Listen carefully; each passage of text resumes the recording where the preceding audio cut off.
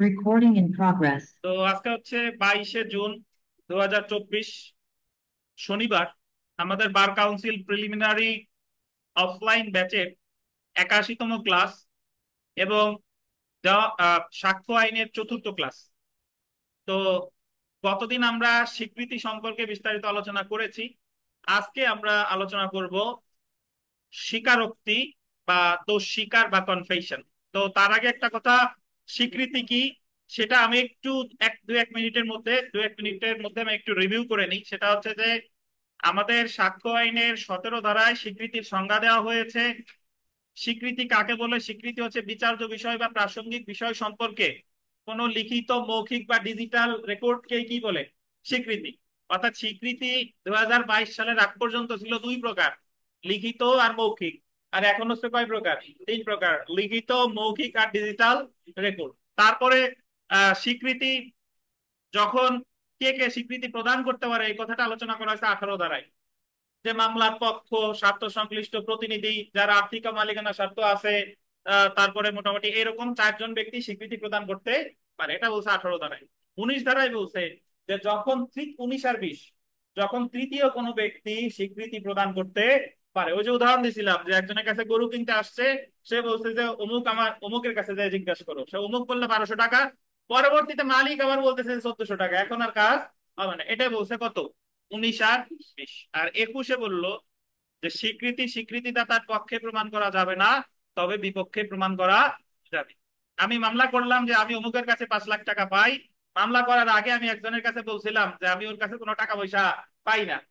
তাহলে এই যে স্বীকৃতিটা দিছি, এটা মামলার ক্ষেত্রে আমার কি বিপক্ষে যায়, এটা ব্যবহার করা যাবে। কিন্তু আমি যদি বলতাম যে তার কাছে আমি 5 লাখ টাকা পাই, পরে মামলা করছি, ওই যে ওই স্বীকৃতিটা আমার পক্ষে যেত, ওটা কিন্তু আমার স্বীকৃতি হিসেবে 21 ধারা ব্যবহার করা যাবে না। তবে 21 ধারায় কয়েকটা ব্যতিক্রম আছে যে কখন স্বীকৃতি পক্ষেও প্রমাণ করা যায়।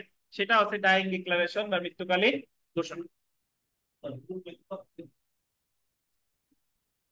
1132, 22 নম্বর প্রশ্নটা দেখেন যে দলিলের ক্ষেত্রে আমরা জানি দলিলের ক্ষেত্রে দলিলই দেখাইতে হবে, কিন্তু কিছু ব্যতিক্রম আছে যে দলিলের ক্ষেত্রে মৌখিক সাক্ষ্য দ্বারাও প্রমাণ করা যাবে। কত ধারায় বলছে? 22 ধারায়। যেমন দলিলটা যদি কি হয়? জাল হয়। দলিলটা যদি জাল হয়।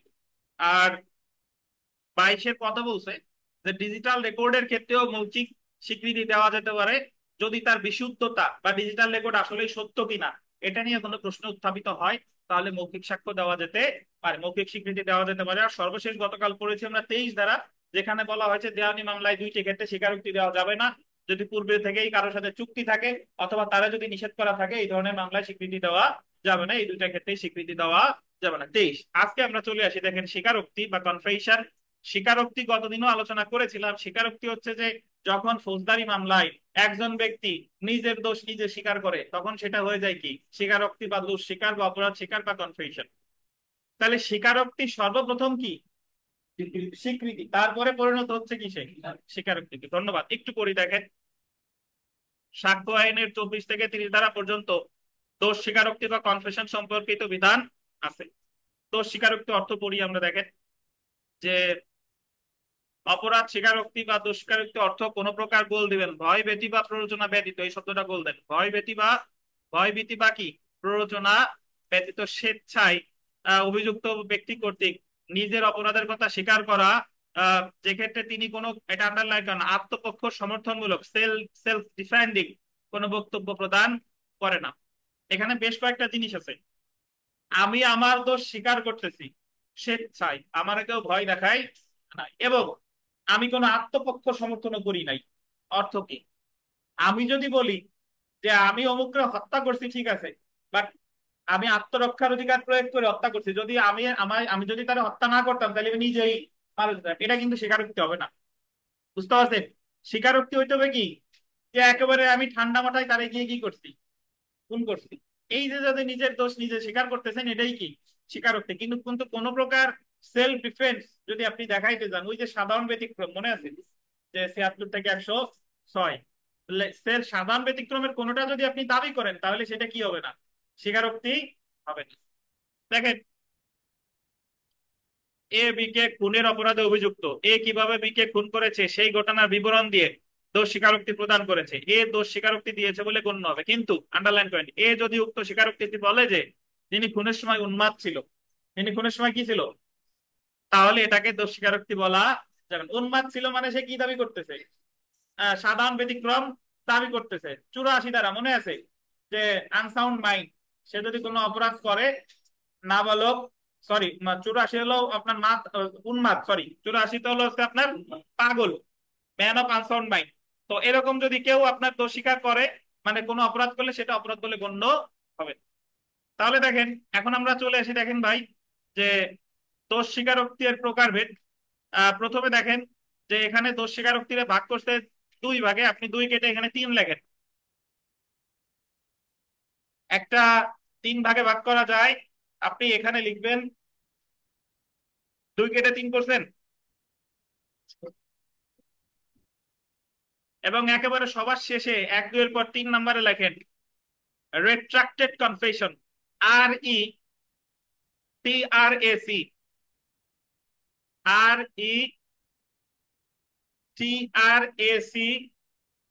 RETRACTED লিখতেন।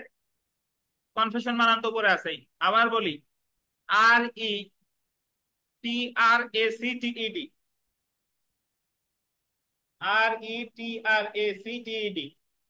রেট্রাক্টেড বাংলা লেখেন প্রত্যাহারিত স্বীকারোক্তি, প্রত্যাহারিত। যে প্রত্যাহারিত বানান পারবেন না সে লিখবেন প্রত্যাহারকৃত স্বীকারোক্তি। প্রত্যাহারিত বানান হচ্ছে কয় রফলা তয় জফলা আকার হয় রি আর ত, প্রত্যাহারিত স্বীকারোক্তি, প্রত্যাহারিত স্বীকারোক্তি।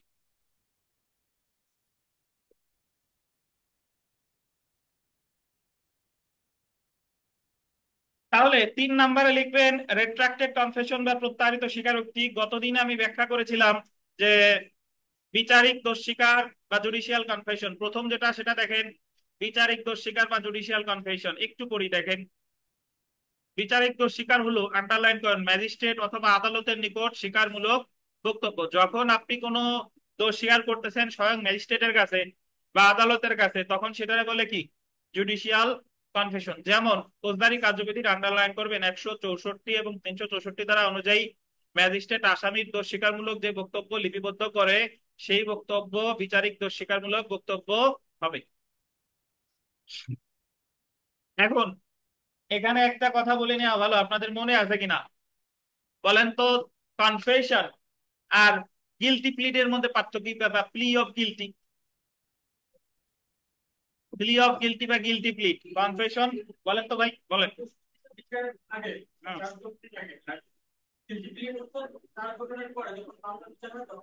চার্জ গঠনের সময়, চার্জ গঠনের সময়, ওই যে আপনাদের মনে আছে কিনা ম্যাজিস্ট্রেট আদালতে 243 আর দায়রা আদালতে 265 উয়া, ওই যে চার্জ গঠনের সময় জিজ্ঞাসা করে যে আপনার বিরুদ্ধে এত এত দ্বারা দোষ স্বীকার হলো, আপনি কি দোষী নাকি নির্দোষ, এটারে বলে গিলটি প্লিড। সে যদি বলে দোষী, এটার বলে কি, গিলটি প্লিড বা প্লি অফ গিলটি, এটার কিন্তু কনফেশন বলে না। আচ্ছা, ধন্যবাদ। দেখেন, বিচার বহির্ভূত দোষ স্বীকার বা extra judicial confession. Extra judicial confession যদি আমরা দেখি, কতদিনই বলেছিলাম যে দোষ স্বীকারটা আপনার ম্যাজিস্ট্রেট বা আদালত ব্যতীত অন্য যার কাছে প্রদান করা হয় সেটাকে কি বলে, বিচার বহির্ভূত দোষ স্বীকার। যেমন দেখেন, যে দোষ স্বীকারোক্তি ম্যাজিস্ট্রেট বা আদালতের নিকট দেওয়া হয় না সেটা বিচার বহির্ভূত দোষ স্বীকারোক্তি। যেমন কবির গণেশের নিকট চা পান করার সময় স্বীকার করে যে সে কবিরকে হত্যা করেছে। কবির একজন ব্যক্তি গণেশের সাথে চা খাইতেছিল, তখন কবির বলতেছে যে আমি তমুক রে হত্যা করছি। এখানে কবির যে দোষ স্বীকারটা করলো, এটা কি ম্যাজিস্ট্রেটের কাছে করছে? না। তো এখানে ক এর দোষ স্বীকার এবং বক্তব্য, ক নাই, জায়গা কি হবে, খ হবে। ক লেখা আছে কার, এখানে দেখেন কবির গ এর নিকট স্বীকার করছে ক কে হত্যা করছে, ক তো মারা গেছে। তো এখানে ক এর দোষ স্বীকারমূলক বক্তব্য হলো বিচার বহির্ভূত দোষ স্বীকার, তা হবে না, হবে কি, খ এর দোষ স্বীকারমূলক বক্তব্য হলো বিচার বহির্ভূত দোষ স্বীকার। বুঝেন নাই? বুঝছেন? ক তো মারা গেছে, ক তো আর দোষ স্বীকার করে নাই, দোষ স্বীকার করছে কে, খ। তিন নম্বরটা দেখেন যে রিট্রাক্টেড কনফেশন বা প্রত্যাহারিত স্বীকারোক্তি। তো এটা আসলে কাকে বলে? প্রত্যাহারিত লিখছেন। প্রত্যাহারিত দোষ স্বীকার হচ্ছে যে যখন সে একবার দোষ স্বীকার করছে, করার পরে সে যখন পূর্বের দোষ স্বীকারটা যদি আপনার কি করে, প্রত্যাহার চায়। একবার 164 দোষ স্বীকার করার পরে পরে সে আবেদন করে যে আমি আমি যখন দোষ স্বীকার করেছিলাম তখন আমার স্বেচ্ছায় করি না, আমার ভয় দেখানো হয়েছে, আমি ভয়ে এই দোষ স্বীকারটা করছি, তাই আমি যে দোষ স্বীকার করছি আমার আগের দোষ স্বীকার কি চাই, প্রত্যাহার চাই। এটারে বলে কি, রেট্রাক্টেড কনফেশন। তো দোষ স্বীকারটার নিয়ম আছে যে এর ভিতরে করতে হবে, এত সময়ের ভিতরে বিচার শুরুর আগে, বিচার শুরু করে বিচার শুরুর আগে, জি, 4 সেকেন্ডের চার্জ আগে। গঠনের আগে, জি। তো এখন একটা জিনিস দেখেন, এই যে যে দুই ভাগে ভাগ করছে, তিন ভাগে ভাগ করছে, আবার দুই ভাগে ভাগ করা যায়, এটা একটু লেখেন। একটা আছে ইনকালপেটরি, এই যে দোষ স্বীকারকে একবার ভাগ করলো তিন ভাগে, আবার দোষ স্বীকারে আবার ভাগ করা যায় তিন ভাগে, সেটা লিখবেন। লিখবেন যে দোষ স্বীকারকে আবার দুই ভাগে ভাগ করা যায়। তো এক নাম্বার যেটা, সেটা হচ্ছে আপনার ইনকালপেটরি কনফেশন। INCULPATORY,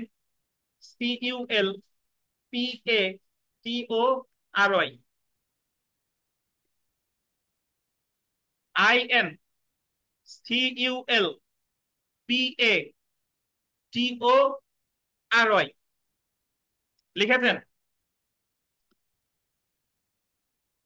ইনকালপেটরির পরে লিখবেন, একটা হাইপেন দিয়ে লেখেন যে যখন কোন ব্যক্তি নিজেকে জড়িয়ে দোষ স্বীকার করে।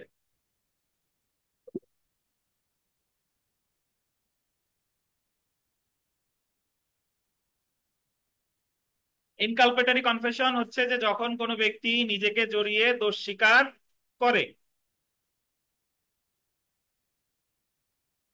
এরপরে লেখেন দুই নাম্বার এক্সকালপেটরি, EXCULPATORY,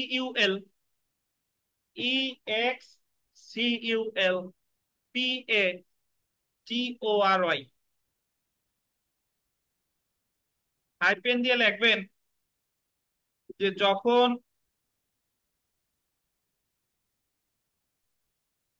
যখন কোনো ব্যক্তি নিজেকে না জড়িয়ে দোষ স্বীকার করে।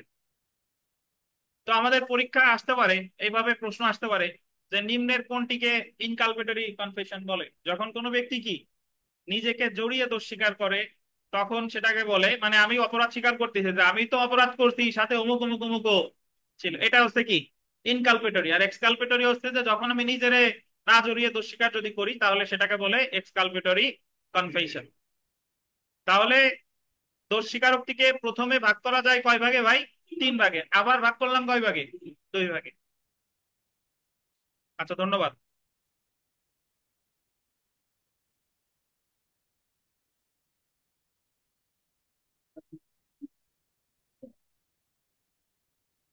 আচ্ছা, এবার আমরা একটু পড়ায় ফিরি, দেখেন যে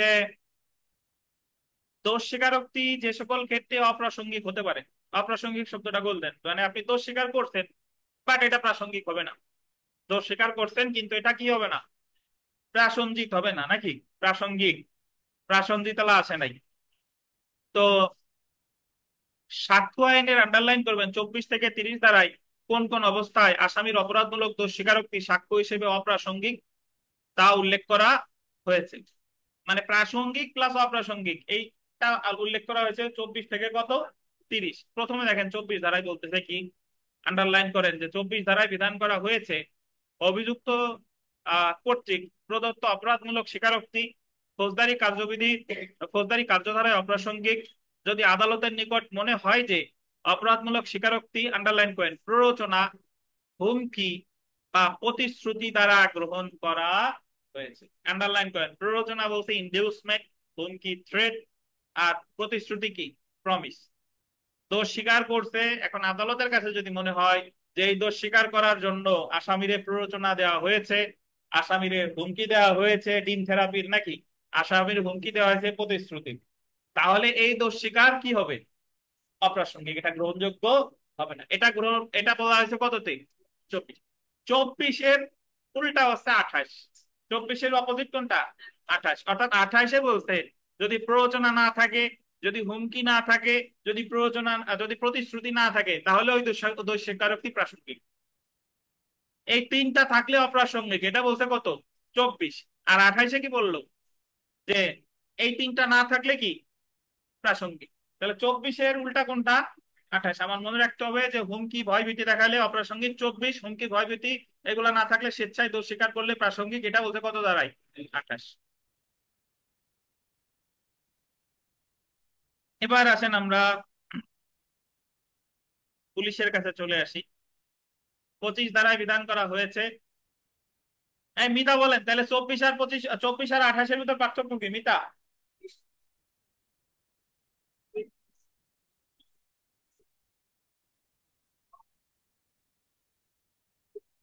জি,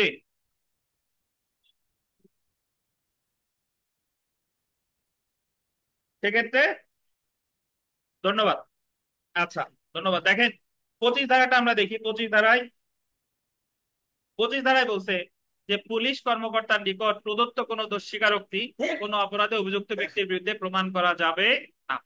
আন্ডারলাইন করবেন ইংলিশটা, no confession made to a police officer shall be proved as against a person accused of any offence. পুলিশের কাছে যায় যদি বলেন যে আমি খুন করছি অমুক রে, তো এটা কিন্তু অভিযুক্ত ব্যক্তির বিরুদ্ধে কি করা যাবে না, প্রমাণ করা যাবে না। অর্থাৎ পুলিশের কাছে দোষ স্বীকার করার কোনো কি নাই, মূল্য নাই। পুলিশের কাছে গিয়ে যদি বলেন অমুককে আমি হত্যা করে আসছি, এই কথাটা পরবর্তীতে সাক্ষ্য হিসেবে ব্যবহার করা যাবে না। এখন আপনি আবার বলতে পারেন যে তাই পুলিশের কাছে যে যদি বলি যে খুন করছি, পুলিশ তো ঠিকই গ্রেফতার করে, হ্যাঁ গ্রেফতার তো করবেই, কিন্তু পরবর্তীতে এটা কি করা যাবে না, সাক্ষ্য হিসেবে ব্যবহার করা যাবে না, বা এটা প্রাসঙ্গিক হবে না। এখন আপনি বলতে পারেন যে পুলিশের কাছে যদি আমি দোষ স্বীকার করি এবং এটা যদি বিরুদ্ধে প্রমাণ নাই করা যায়, তাহলে পুলিশের কাজ কি? তার কাছে দোষ স্বীকার করে আর লাভ কি? লাভ আছে, একটু পরে বোঝা যাবে। আপাতত এতটুকু বুঝেন যে পুলিশের কাছে যদি কেউ দোষ স্বীকার করে, তাহলে এটা কি প্রাসঙ্গিক হবে না, বা এটা তার বিরুদ্ধে ব্যবহার করা যাবে না। এটাই বলছে কত ধারায়? 25 ধারায়। আমরা চলে এসেছি 26 ধারা। দেখেন 26 ধারা অনুসারে পুলিশের নিকট প্রদত্ত কোনো দোষ স্বীকারোক্তি প্রাসঙ্গিক হবে না যদি অভিযুক্ত, আন্ডারলাইন করবেন, পুলিশ হেফাজতে থাকা অবস্থায় বা ম্যাজিস্ট্রেটের তাৎক্ষণিক উপস্থিতি ছাড়া দোষ স্বীকারোক্তি প্রদান করে। মানে 25-এও পুলিশের কাছে করতেছে, 26-এও পুলিশের কাছে দোষ স্বীকার করতেছে, বাট দুইটার ভিতর পার্থক্য কি? 25-এ যেটা বলতেছে এটা কিন্তু সে পুলিশ হেফাজতে নাই। হেফাজতে বুঝেন তো, পুলিশ তারে গ্রেফতারও করে নাই বা থানায়ও নাই। এমনি যদি সে প্রাথমিকভাবে ধরেন আসে দোষ স্বীকার করতেছে পুলিশের কাছে, এটার কোনো গ্রহণযোগ্যতা নাই, এটা বলছে কত? 25। আর যখন সে পুলিশ হেফাজতে আছে, রিমান্ডে নিয়ে তারা ডিম থেরাপি দিয়ে স্বীকার করাচ্ছে, এটা এই দোষ স্বীকারোক্তি কত? 26-এ। কিন্তু ওই দোষ স্বীকার করলে এটার কোনো মূল্য নাই। যদি ম্যাজিস্ট্রেট থাকে সামনে তাহলে কি মূল্য? আচ্ছা, ধন্যবাদ। দেখেন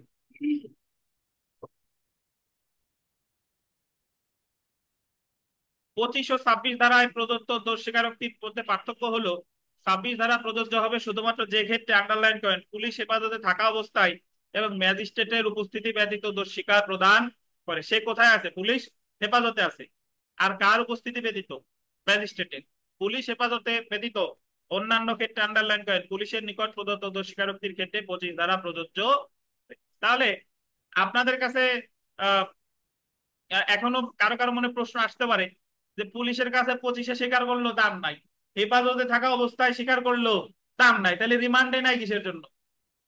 রিমান্ডে তো নাই তারা জিজ্ঞাসাবাদ করার জন্য। রিমান্ডে নিয়ে যদি সে স্বীকার করে যে আমুক, ধরেন ওই যে হাতে নিচে সে বললো যে আমি তো হত্যা করছি, সাথে কলকাতার অমুক অমুক অমুক কসাই ছিল, তারে কাইটে ভাষায় দিছে, তো রিমান্ডে নেয়।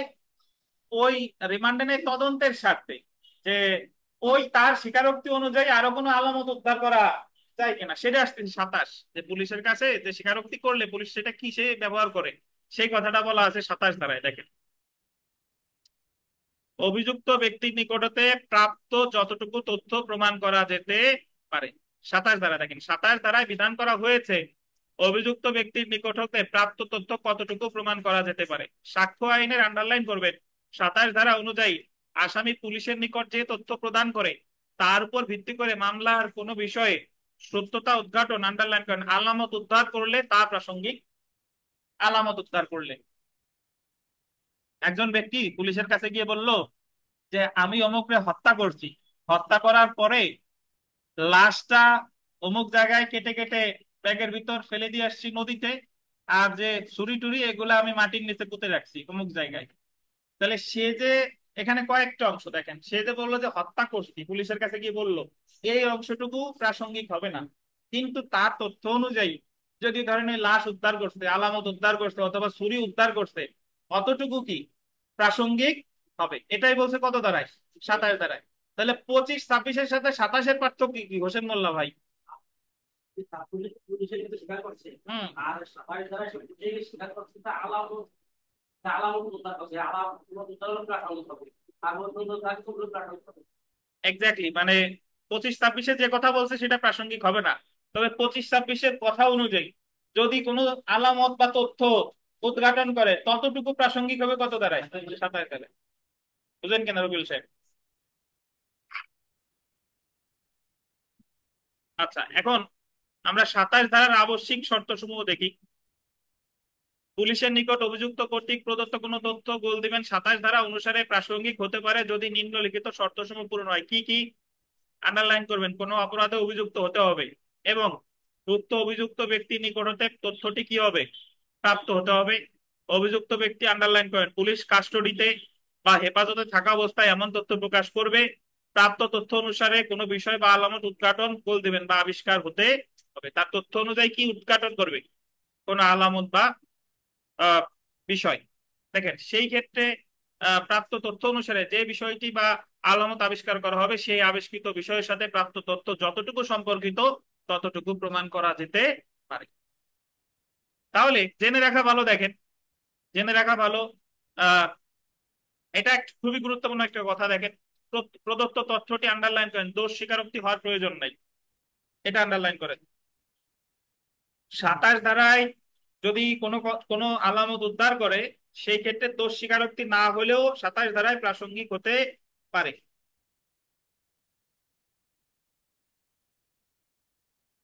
প্রদত্ত তথ্যটি দোষ স্বীকারোক্তি হতেও পারে, আবার নাও হতে পারে। উদাহরণ দেখেন, উদাহরণটা পড়েন, কি বুঝতেছেন না? মেলে না? হ্যাঁ, জীবনটাই অমিলে ভরে গেল। দেখেন উদাহরণ দেখেন, উদাহরণ দেখেন।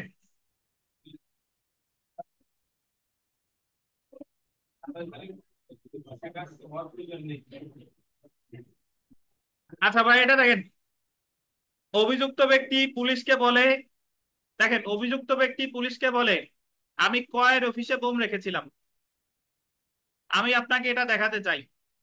অভিযুক্ত ব্যক্তির বক্তব্য অনুযায়ী পুলিশ কয়ের অফিসে বোম খুঁজে পায়। কয়ের বক্তব্য প্রমাণ হিসেবে কি গ্রহণযোগ্য। এখন একটা জিনিস এভাবে চিন্তা করেন, সে যদি বলে, এই জায়গা বলতো যে আমি একটা বোম মারি আসছি অমুক জায়গায়, আর কয়েকটা বোম অমুক জায়গায় হেফাজতে আটকাইয়া রেখে আসছি, তাহলে বলেন তো পুলিশের কাছে গিয়ে এই যে দুইটা কথা বলছে, এক হলো বোম মারছি, আর একটা হলো যে যতগুলো মারি নেই ততগুলো অমুক আলমারিতে আটকায় রেখে আসছি। এখন এই জায়গা কোনটা গ্রহণযোগ্য আর কোনটা গ্রহণযোগ্য হবে না বলেন তো? হ্যাঁ, বোম রেখে আসছে, এটা কি গ্রহণযোগ্য হবে। এই বোম টম খুন খারাপির কথা এগুলো যদি ফেসবুকে আপলোড দিতে যাই ওরা ওইটুক মিউট করে দেয়।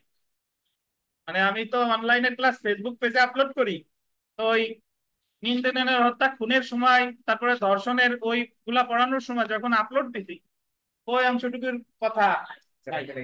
ওরা কি সাধু সাজছে দেখছেন, জগতের যত আকাম কুকাম সব ফেসবুকে দেখা যাচ্ছে, আর বই পড়াচ্ছি সেই তথ্য তারা মিউট করে দিচ্ছে। কিছু শব্দ আছে যে দিয়ে রাখা আছে, ওই শব্দগুলো উচ্চারণ করলে অটোমেটিক ইউজ হয়ে যাবে।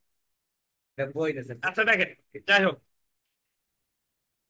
কেউ একদিন একটু অ্যাডলফ হিটলারের একটা ছবি আপলোড দিতে যায় না না না না 30 দিনের, শুধু নেয় না তা না, 30 দিন যাবত বোবা অবস্থায় ফেসবুক ব্যবহার করবেন।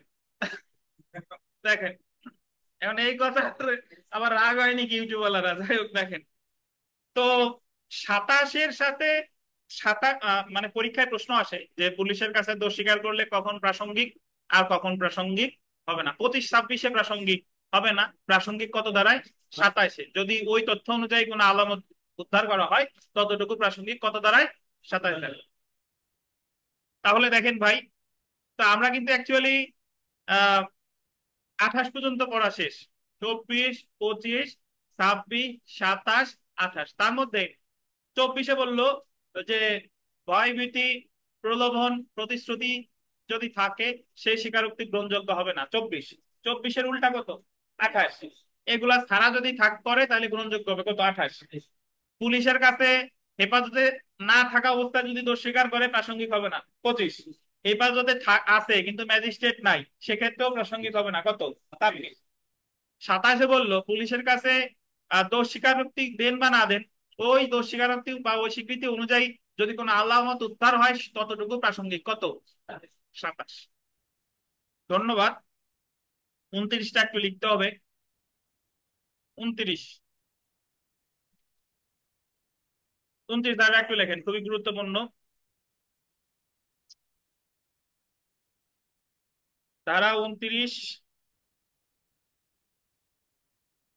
একটু দাঁড়ান আমি বলি তারপরে লেখেন।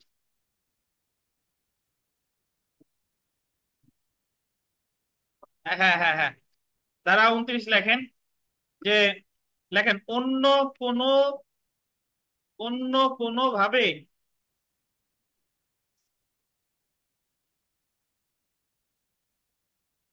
প্রাসঙ্গিক হলে, অন্য কোনো ভাবে প্রাসঙ্গিক হলে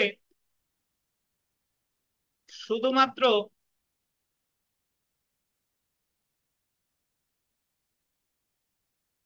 মাতলামি, মাতলামি লেখেন, মাতলামি ভয় ভীতি, সরি ভয় ভীতি না, প্রতিশ্রুতি লেখেন, প্রতিশ্রুতি, প্রতিশ্রুতি বা প্রতারণার কারণে উক্ত স্বীকারোক্তি অপ্রাসঙ্গিক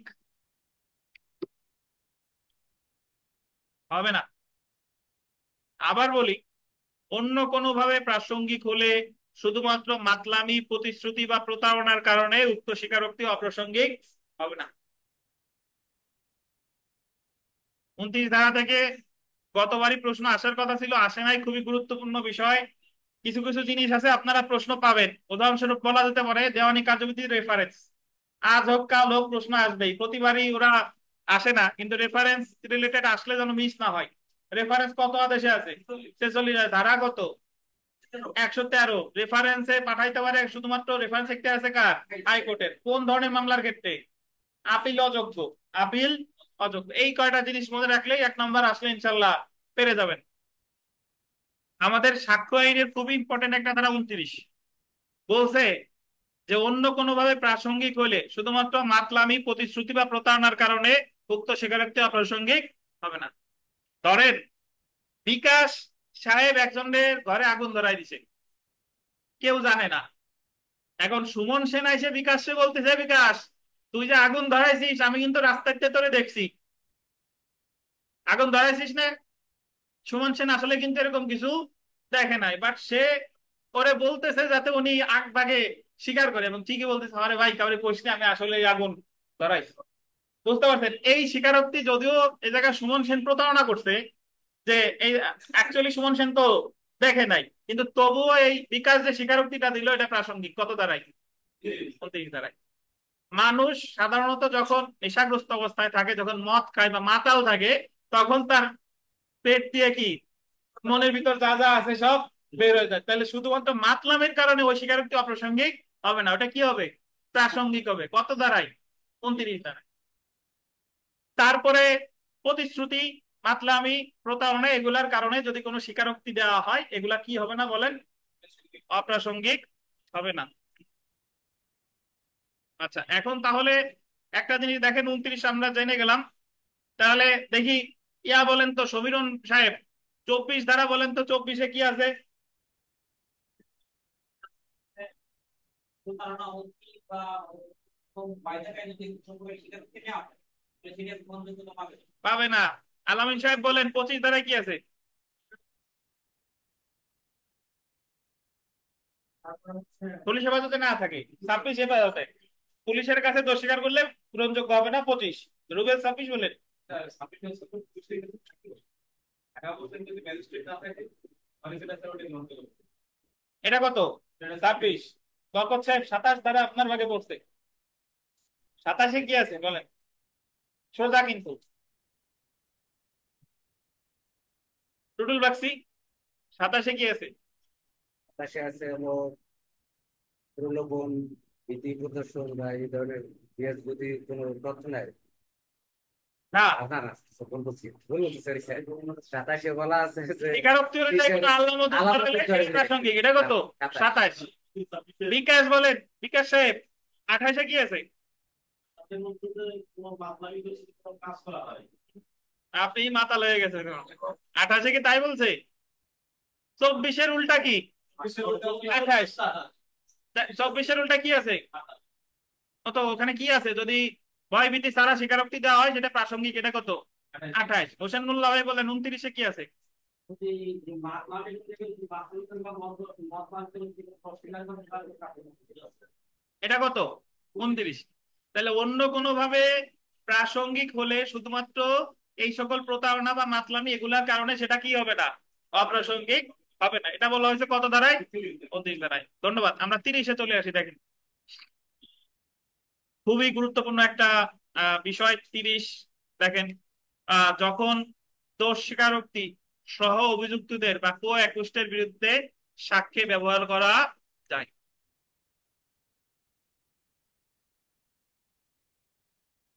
সহ অভিযুক্ত শব্দটা গোল দেন, কো অ্যাকিউজড।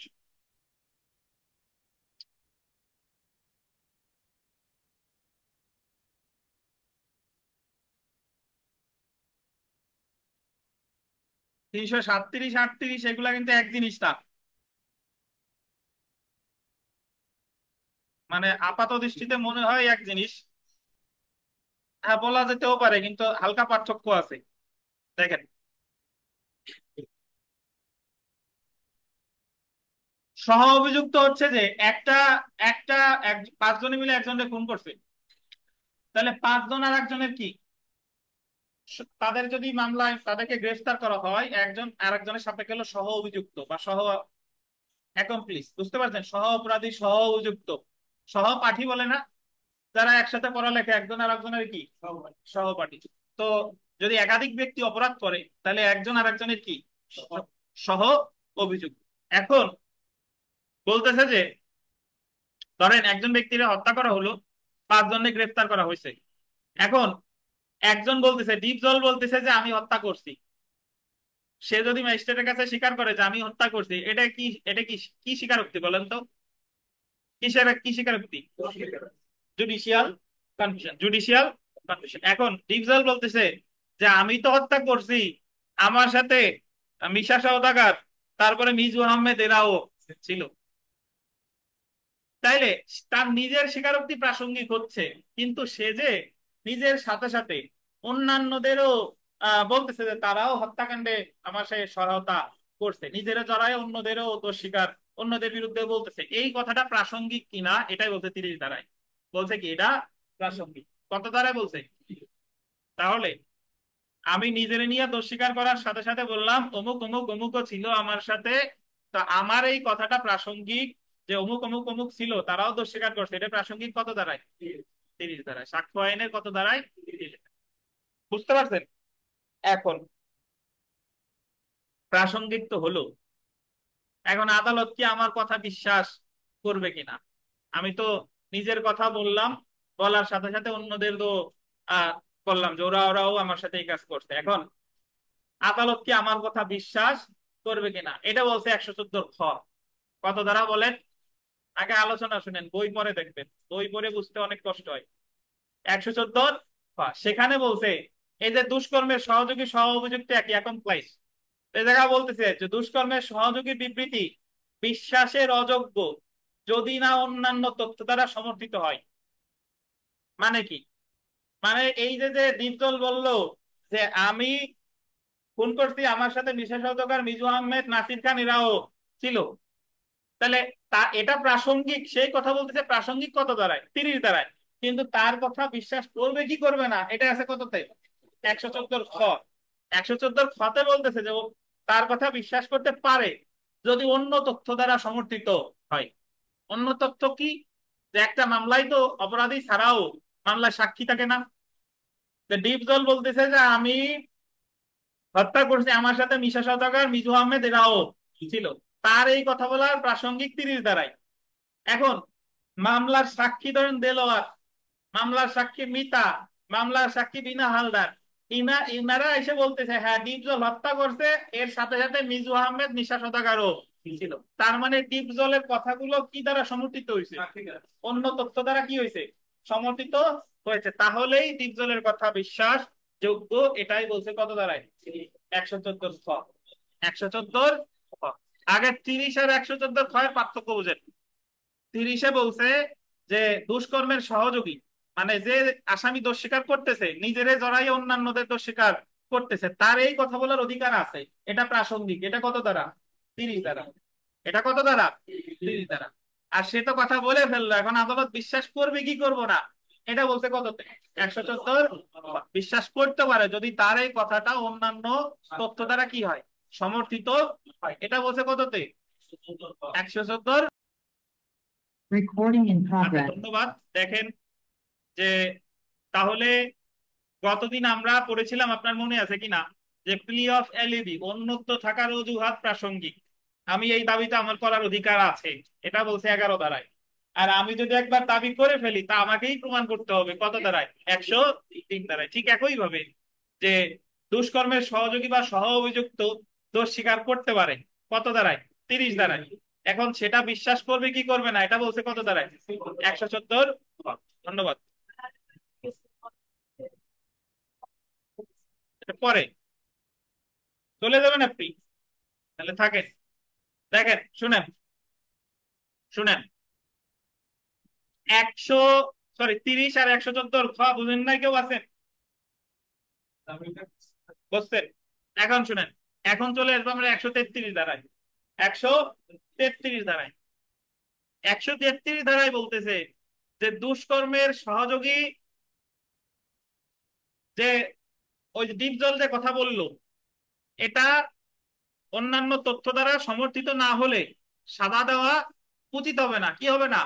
সাজা দেওয়া উচিত হবে না। তবে আদালত যদি সাজা দিয়ে ফেলে সেটা বেআইনিও হবে না। বলতেছে যে ডিপজল তো দোষ স্বীকার করলো যে ডিপজলের সাথে সাথে মিশা সওদাগর অমুক অমুক অমুকও ছিল, এবং 114 খতে বললো যে ডিপজলের কথা যদি অন্যান্য তথ্য দ্বারা সমর্থিত না হয় তাহলে বিশ্বাস করা যাবে না। আর 133-এ বলতেছে যে অন্য তথ্য দ্বারা যদি সমর্থিত নাও হয় তবুও যদি আদালত শুধুমাত্র ডিপজলের কথার উপর ভিত্তি করে ডিপজলরে, মিশা সওদাগর, মিজু আহমদকে সাজা দিয়ে ফেলছে তবুও সেটা অবৈধ হবে না। এটা বলছে কততে? 133।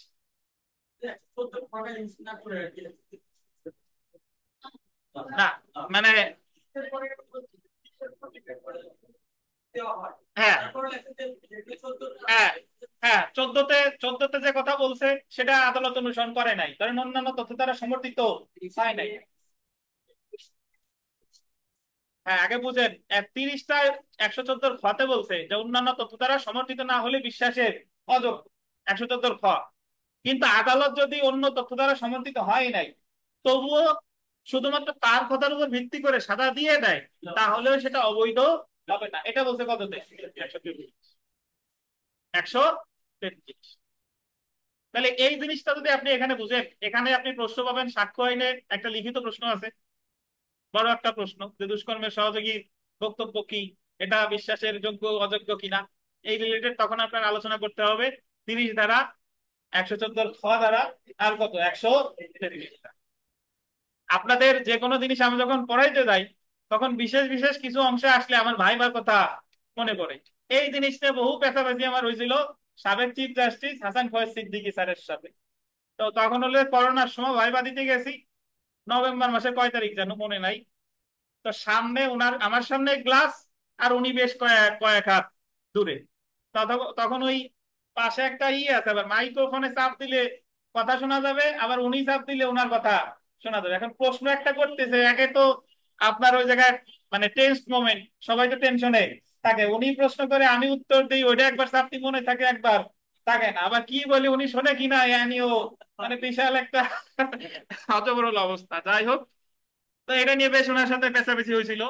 তো মোটামুটি বিষয়টা হচ্ছে 30 ধারা 114 খ আর 133 খুব সিম্পল বিষয়, এরকম মনে করবেন যে দুষ্কর্মের সহযোগী নিজেরে জড়াইয়া অন্যদের দোষ স্বীকার করার ক্ষমতা, মানে এটা প্রাসঙ্গিক 30 ধারা। তবে সে দোষ স্বীকার করলো এটা বিশ্বাসের অযোগ্য যদি অন্যান্য তথ্যের সাথে তার দোষ স্বীকারের মিল না থাকে, এটা বলছে 114 খ। আর 133-এ বললো মিল না থাকলেও যদি সাজা দিয়ে ফেলে এটা অবৈধ হবে না, এটা বলছে কততে? 133। তার মানে বোঝা গেল যে সালিশ মানি তাল গাছটা আদালতের। ওই 114 খতে যাই বলা থাক না কেন, যদি আদালত সাজা দিয়ে ফেলে তবু কি নাই। দেখেন, এবার আমরা পড়ি, দেখেন একটু পড়লে এখন ভালো বুঝবেন। দেখেন,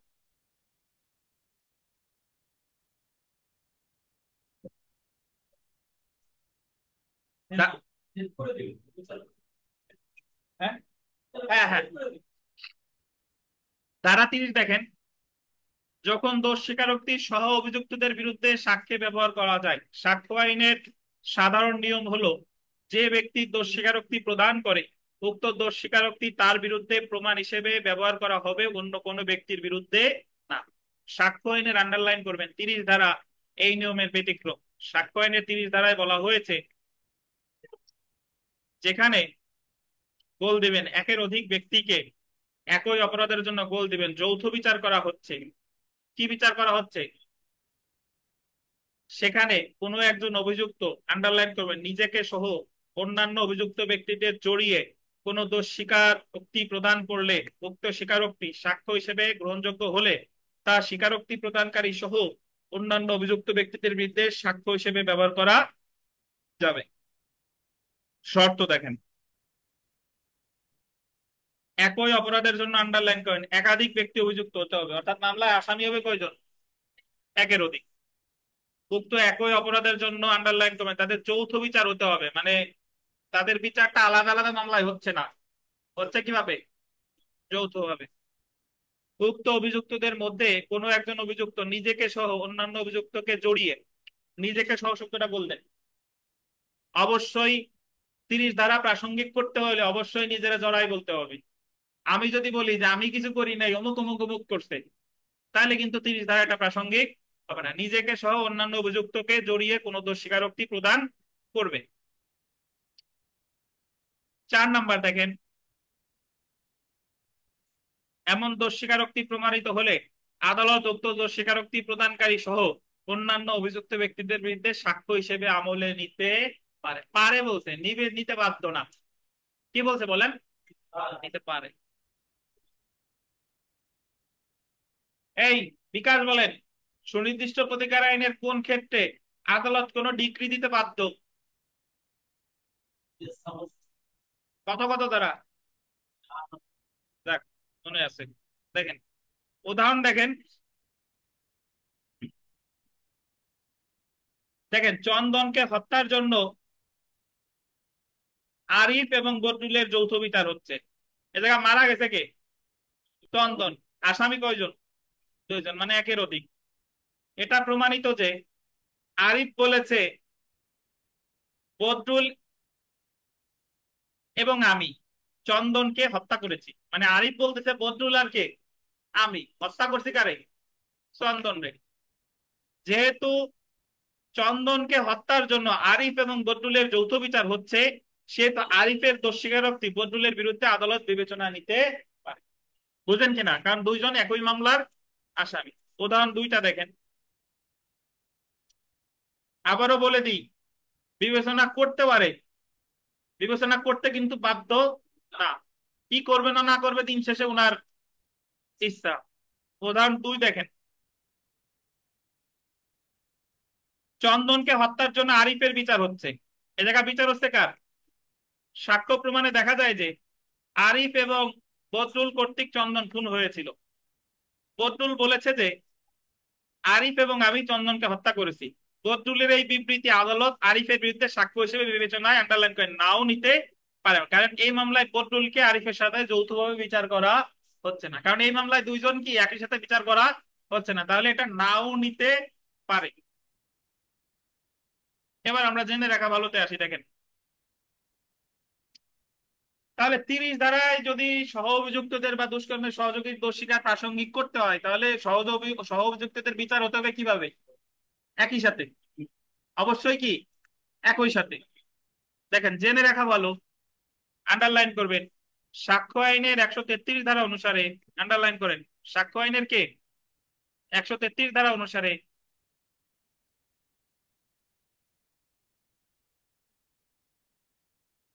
এই কথা শুনতে পাচ্ছেন আপনারা অনলাইনে যারা আছেন? জি ভাইয়া, শোনা যাচ্ছে। আচ্ছা, ধন্যবাদ। দেখেন, কোন অপরাধে অভিযুক্ত একজন ব্যক্তির বিরুদ্ধে উক্ত অপরাধের জন্য সহযোগী বা অ্যাকমপ্লাইস, আন্ডারলাইন করেন অপরাধের সহযোগীরা কি বলে? অ্যাকমপ্লাইস কি হবে? যোগ্য সাক্ষী হবে। 30 ধারা অনুসারে দেখেন, 30 ধারা অনুসারে একজন অপরাধের সহযোগী অন্য সহ অভিযুক্তকে কো অ্যাকিউজডকে জড়িয়ে দোষ স্বীকারোক্তি দিলে উক্ত দোষ স্বীকারোক্তি আদালত সকল অভিযুক্ত ব্যক্তির বিরুদ্ধে ব্যবহার করতে পারবে। একজন অপরাধের সহযোগীর সাক্ষ্য, আন্ডারলাইন করবেন, একজন অপরাধের সহযোগীর সাক্ষ্য গুরুত্বপূর্ণ বিষয়ে সমর্থিত হতে হবে, অন্যান্য তথ্য দ্বারা সমর্থিত বা গুরুত্বপূর্ণ বিষয়ে সমর্থিত হতে হবে। যদি না হয় তাহলে সেটা বিশ্বাসের অযোগ্য, আন্ডারলাইন করেন। কারণ বল দিবেন 114 খ ধারা অনুসারে একজন অপরাধের সহযোগী বিশ্বাসের অযোগ্য যদি না তার দোষ স্বীকারোক্তি গুরুত্বপূর্ণ বিষয় কি হয়, সমর্থিত হয়। এই সেই 114 খ। যদি অন্যান্য তথ্য দ্বারা সমর্থিত না হয় তাহলে সেটা কি বিশ্বাসের কি বলেন তো? অযোগ্য।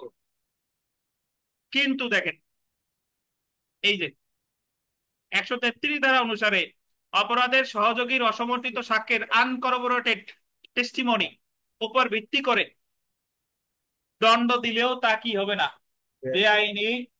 114 খতে বললো অন্য অন্য তথ্য দ্বারা সমর্থিত হতে হবে, আর 133 এসে বলতেছে যে যদি অসমর্থিত সাক্ষ্যের ভিত্তিতে, মানে সে যা বলছে অন্যান্য তথ্যের সাথে কি নাই, মিল নাই, তবুও যদি দণ্ড দিয়ে দেয় সেটা কি হবে না, বেআইনি হবে না। এটাই বলছে কত দ্বারায়? 133 দ্বারা।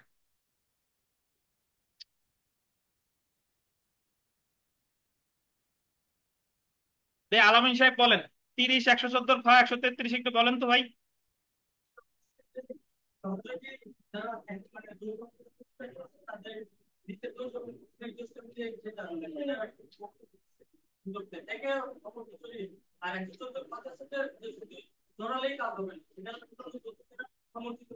হুম,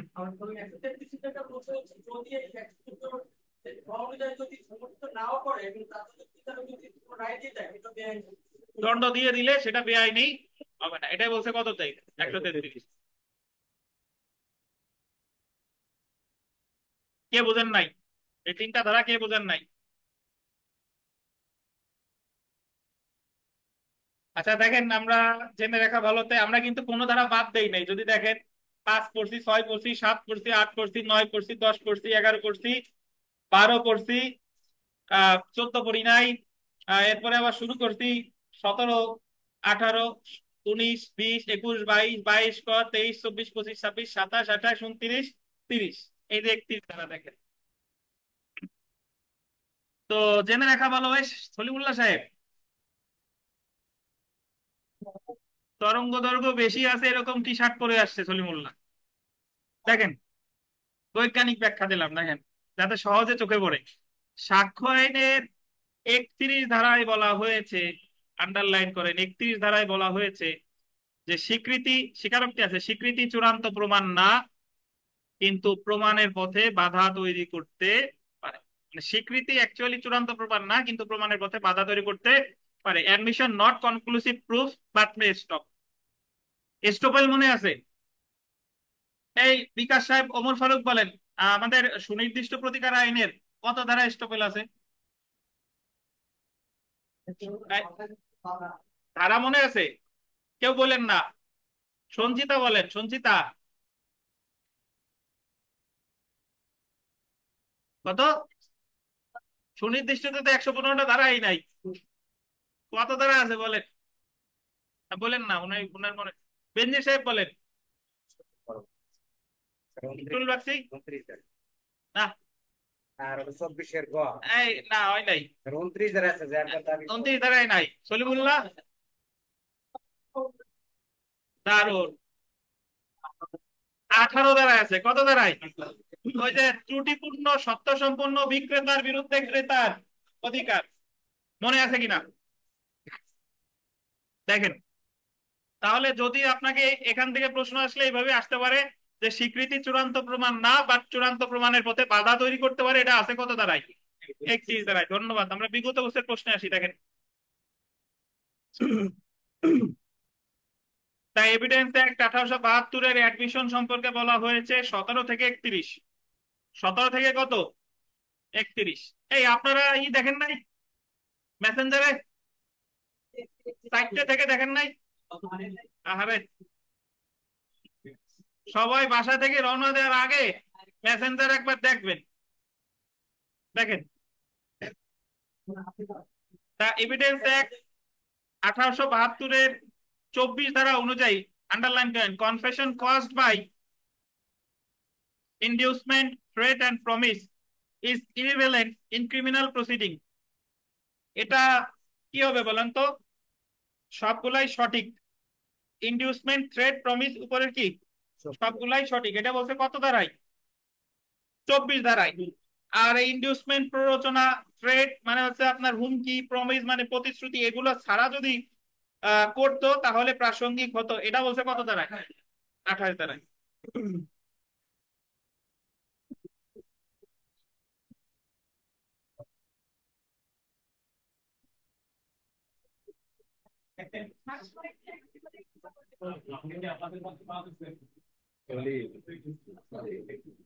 আচ্ছা দেখেন, আচ্ছা 29-এ একটা আমরা কথা লিখছি না, ওখানে প্রতিশ্রুতি ছিল না? 29-এ প্রতিশ্রুতির আগে লেখেন গোপনীয়তার প্রতিশ্রুতি। প্রতিশ্রুতির আগে লিখবেন গোপনীয়তার প্রতিশ্রুতি।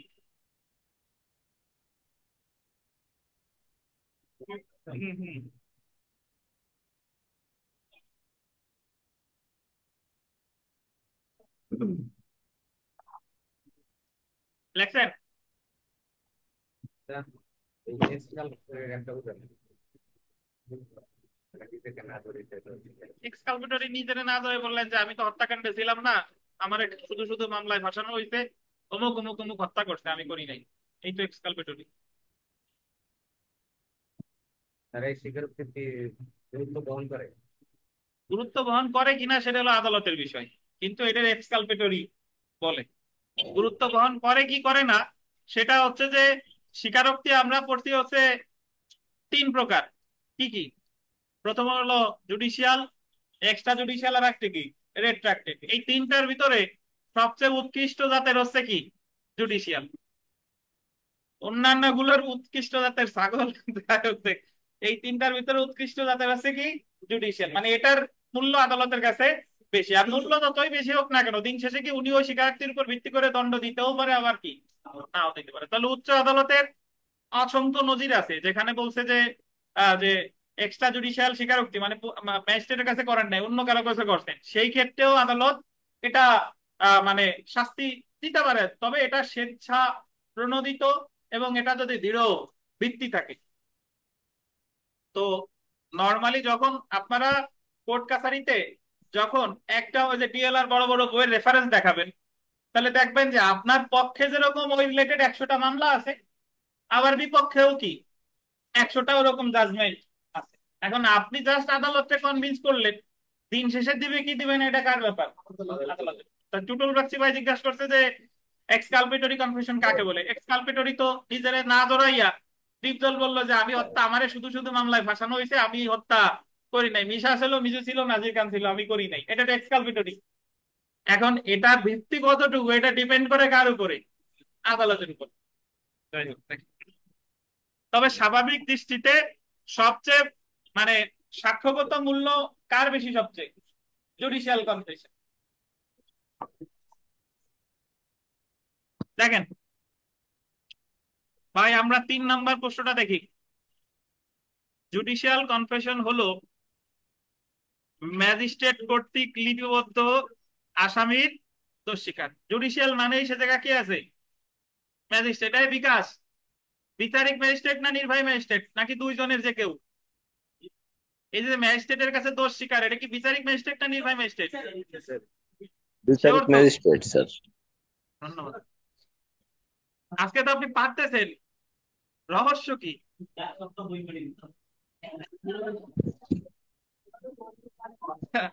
আচ্ছা দেখেন, 4 নম্বর দেখেন যে পুলিশের নিকট আসামির স্বীকারোক্তি কোন ক্ষেত্রে সাক্ষ্য হিসেবে আদালতে গ্রহণযোগ্য হবে?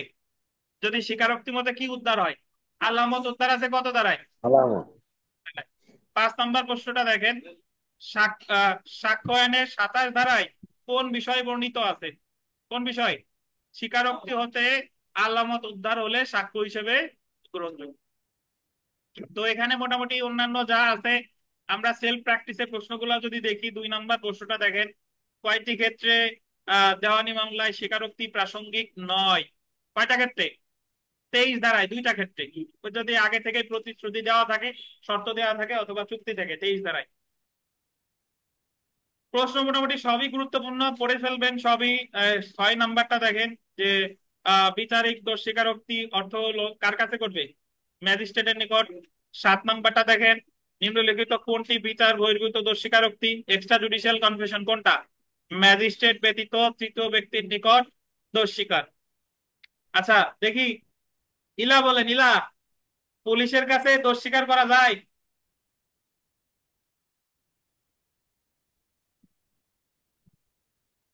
পুলিশের কাছে দোষ স্বীকার করা যায় বলেন? পুলিশের কাছে দোষ স্বীকার করলে সেই দোষ স্বীকারে কি দোষ স্বীকার বলে বলেন? 61 ধারা sir. Extra judicial. Extra judicial পুলিশের কাছে দোষ স্বীকার করা যায়, বাট ওটা প্রাসঙ্গিক না, প্রতিস্থাপিত দ্বারা প্রাসঙ্গিক না। পুরো পরীক্ষায় প্রশ্ন সেইভাবে যে পুলিশের কাছে কি দোষ স্বীকার করা যায়, আপনার অধিকাংশ লেখেন যে যায় না। যদি বলতে যে প্রাসঙ্গিক হবে কিনা, তখন কি প্রাসঙ্গিক হবে না, কিন্তু দোষ স্বীকার কিন্তু করা যায়।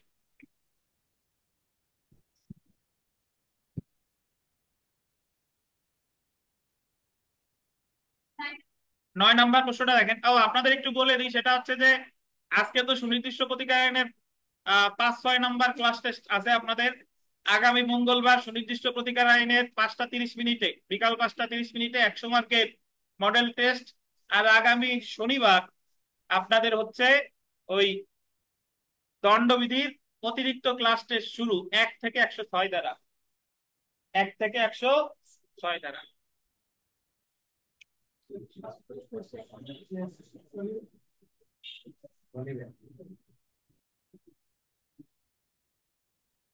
তো 10 নম্বর প্রশ্নটা দেখেন যে সাক্ষ্য আইনের 23 ধারায় বলা হয়েছে কোন অপরাধে অভিযুক্ত ব্যক্তি পুলিশের নিকট দোষ স্বীকার করলে তা অপরাধীর বিরুদ্ধে প্রমাণ করা যাবে না। কত ধারায়? 25 ধারায়। কত ধারায় বলেন? 13 নম্বরটা দেখেন, সাক্ষ্য আইনের 23 ধারা অনুযায়ী পুলিশের নিকট প্রদত্ত স্বীকারোক্তি মতে আলামত উদ্ধার করা হলে উক্ত স্বীকারোক্তি সাক্ষ্য হিসেবে গ্রহণীয় হবে। আলামত উদ্ধার হলে গ্রহণীয় হবে কত ধারায়? 27 ধারায়। ধন্যবাদ। 14 নম্বরটা দেখেন যে পুলিশ কাকে অবৈধ মাদক আমদানির জন্য গ্রেফতার করে। পুলিশের নিকট বলে যে তার উত্তরার বাড়িতে আরো 10 বস্তা মাদক আছে। পুলিশ কয়ের বাড়ি তল্লাশি করে 10 বস্তা মাদক উদ্ধার করে।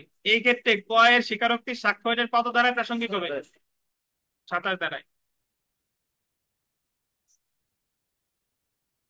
মামলায় জামিন পাওয়ার পরে এই মাদক আবার জিম্মায় নেওয়ার দরখাস্ত দিতে পারবেন নাকি? হ্যাঁ, আচ্ছা দেখেন 15 নম্বর প্রশ্নটা দেখেন, দোষ স্বীকারোক্তি বা কনফেশন কখন গ্রহণযোগ্য নয়? কখন গ্রহণযোগ্য নয়, এটা উত্তর দেখেন ক এবং গ হবে। কতে আছে পুলিশের নিকট প্রদত্ত দোষ স্বীকারোক্তি, আর একটা প্ররোচনা ভয় ভীতির মাধ্যমে প্রদত্ত স্বীকারোক্তি। এখানে উত্তর আছে ক এবং খ। উত্তর হবে কি বলেন? ক এবং কি? ক। নতুন বইতে আছে? হ্যাঁ, ক। ক এবং গ দিছেন, গ বানাই দিছেন। আরে কই তো ঠিক আছে, কিন্তু এখানে ক ও গ দেওয়া আছে। আচ্ছা তাহলে ঠিক আছে দেখেন। আচ্ছা 17 নম্বরটা দেখেন, 17 নম্বর খুবই গুরুত্বপূর্ণ। দোষ স্বীকারোক্তি কোন ধরনের মামলায় সাক্ষ্য হিসেবে প্রাসঙ্গিক হবে? কি মামলা বলেন তো? রেস গেস্টি কোন ধরনের মামলায় প্রাসঙ্গিক? ফৌজদারি। দোষ স্বীকারোক্তি কোন ধরনের মামলায়? ফৌজদারি। অ্যাডমিশন বা স্বীকৃতি কোন ধরনের মামলায়? দেওয়ানি ফৌজদারি উভয়। অ্যাডমিশন দেওয়ানি ফৌজদারি উভয়। বুঝেন কিনা? 19 নম্বরটা দেখেন যে ফৌজদারি কার্যবিধির 164 ধারায় দোষ স্বীকারোক্তি লিপিবদ্ধ করতে পারে প্রথম শ্রেণী ম্যাজিস্ট্রেট পারে, ক্ষমতাপ্রাপ্ত দ্বিতীয় শ্রেণী ম্যাজিস্ট্রেট পারে, মহানগর ম্যাজিস্ট্রেট পারে, উপরের কে পারে? সকলাই। তা মোটামুটি এই জায়গায় যে প্রশ্ন আছে সবই গুরুত্বপূর্ণ। 24 নম্বরটা দেখেন, 24 admission not conclusive proof part May stop কত দাঁড়ায়? 31 দাঁড়ায় নাকি? বাকি যা আছে সবই গুরুত্বপূর্ণ, এখান থেকে পড়ে ফেলবেন। তো এখান থেকে সাক্ষ্য আইনের অবশ্যই 1 মার্ক পাবেন। অ্যাডমিশন কনফেশন থেকে আমরা যা পড়ছি, আমরা কিন্তু কোনো ধারা বাদ দেই নাই। 17 থেকে 31 পর্যন্ত সব করা হয়েছে।